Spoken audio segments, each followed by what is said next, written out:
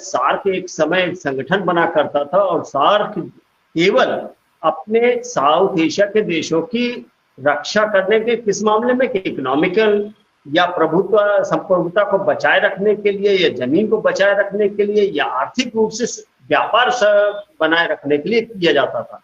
लेकिन सार्क खत्म हुआ, धीरे धीरे चाइना का, अमेरिका की दखलंदाजी शुरू हो गई और इस दखलंदाजी का असर इतना पड़ा कि हम श्रीलंका के हालात देख चुके हैं, पाकिस्तान के हालात देख चुके हैं और बांग्लादेश में वो होना ही था। तो ये जो फाइनेंशियली जो वित्तीय संकट आ रहा है, ये वित्तीय संकट को कोई देख नहीं रहा, कोई भी देश नहीं देखना चाहता, सिवाय फिरका परस्ती की ताकतों को उजागर करने के लिए, उसको आगे बढ़ाने में सरकारें काम कर रही हैं।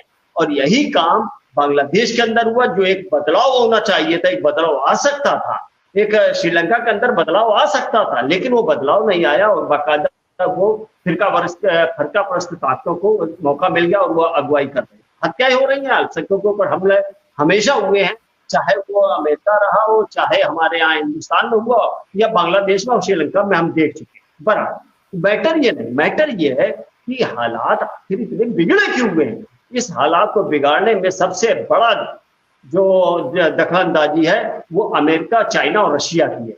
इन तीनों देशों ने बाकायदा हिंदुस्तान का नहीं, पूरे साउथ एशिया को अपने कंट्रोल में करने के लिए सारे घोड़े खोल रखे हैं। तो ये जो घोड़े खुले हुए हैं, इन पर ध्यान नहीं दे रहा और उसमें उसके खेल बन रहे हैं या उनके हाथों की पुतलियां जो बनी हुई है वो भारत सरकार भी बनी हुई है, मोदी जी उसकी अगुवाई कर रहा है। इसमें अडवाणी भी है, अडानी भी है, अंबानी भी है, क्योंकि इनका भी पैसा हुआ बांग्लादेश में पोर्ट वगैरह में लगा हुआ है।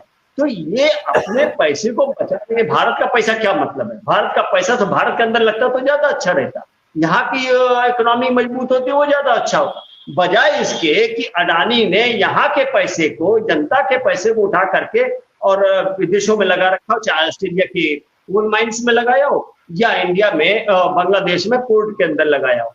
बहरहाल हालात तो अच्छे नहीं है, हालात इस हालात में पहुंच गए कि आने वाले दिनों में भारत के अंदर भी क्राइसिस आपको जल्दी ही देखने मिलेगी और फाइनेंशियली वित्तीय संकट, आर्थिक संकट, जिसका हश्र हिंडनबर्ग ने दिखा दिया कि किस तरीके से एक झटके में अडानी की सत्ता हिल जाती है।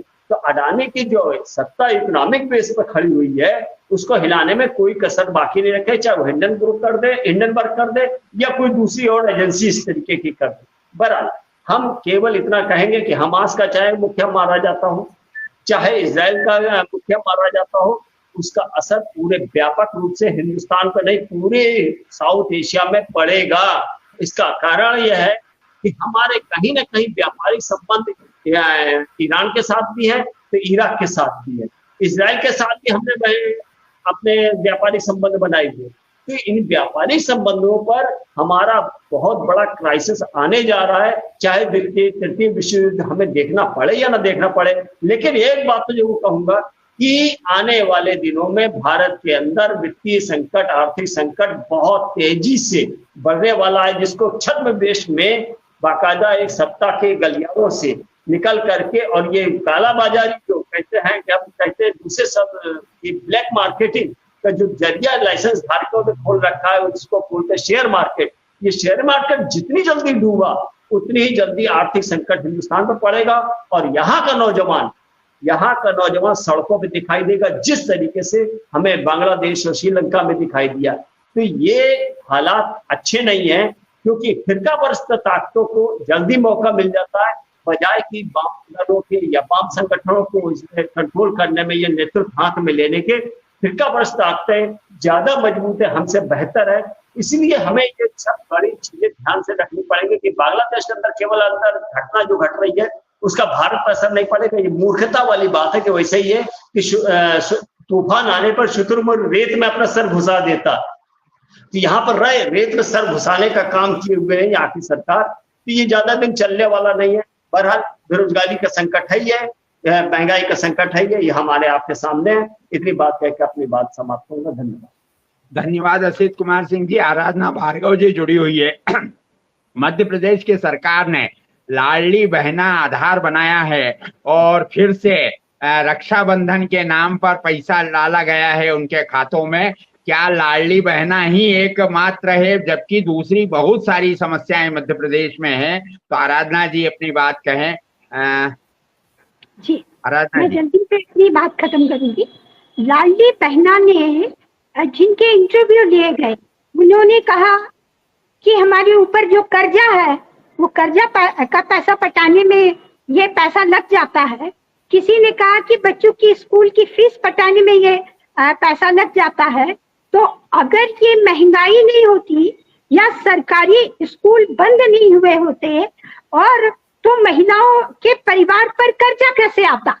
तो ये जो आप पैसा दे रहे हैं और ये सोच रहे हैं कि ये महिला वोट बैंक है और इनसे ही हमें सरकार को बनाने में ये हमारी मदद करेंगी, तो ये पैसा जनता का पैसा है और ये पैसे को बांटने के नियम बने हैं।